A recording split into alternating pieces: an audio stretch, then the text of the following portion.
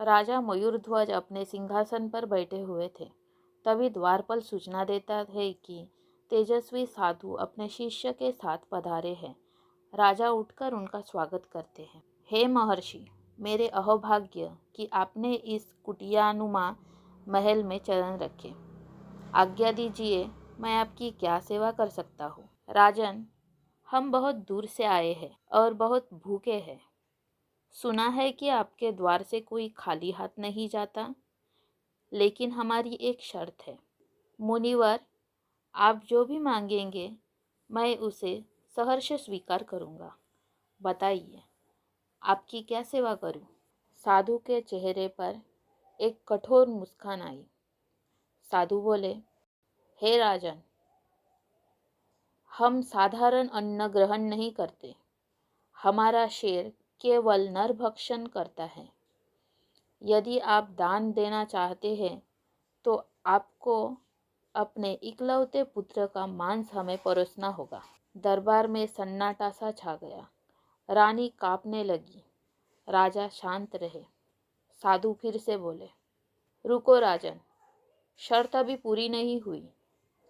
बालक को काटते समय माता पिता की आंख में एक भी आंसू नहीं आना चाहिए। यदि तुम्हारी आंख से आंसू आए तो हम भोजन स्वीकार नहीं करेंगे, तुम्हें श्राप देंगे। राजा और रानी अपने पुत्र को लेकर रसोई में गए।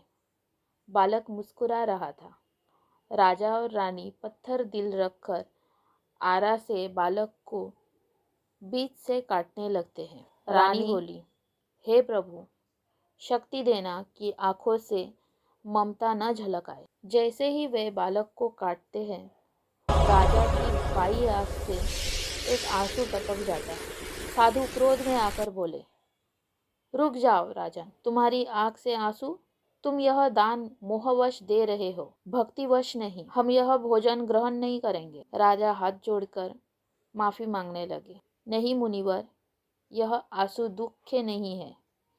यह तो मेरी बाई आंख इसलिए रो रही है क्योंकि उसे दुख है कि वह आपके शेर के काम नहीं आ सका, क्योंकि आप केवल दाहिने अंग का ही भोजन लगा रहे हैं। मेरी दाहिनी आंख तो प्रसन्न है। राजा की अनन्य भक्ति देखकर साधु का रूप बदलने लगा और चारों ओर दिव्य प्रकाश फैल गया। स्वयं भगवान विष्णु चतुर्भुज रूप में प्रकट होकर बोले, बस राजन, बस, तुम्हारी परीक्षा पूर्ण हुई। न तो मुझे मांस चाहिए और न ही तुम्हारे पुत्र का बलिदान। मैं तो बस संसार को यह दिखाना चाहता था कि भक्ति की पराकाष्ठा क्या होती है। विष्णु जी हाथ बढ़ाते हैं और बालक का कटा हुआ शरीर जीवित हो उठता है।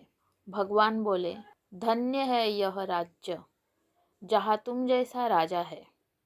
मांगो, क्या वरदान चाहिए। प्रभु, बस इतनी कृपा करें कि अंतिम समय तक आपका नाम मेरे जिह्वा पर रहे और आप भक्ति की इस तरह रक्षा करते रहे। जो भी भक्त मुझ पर पूर्ण विश्वास करता है और अपना सर्वस्व अर्पण करता है, मैं उसका योगक्षेम स्वयं वहन करता हूँ।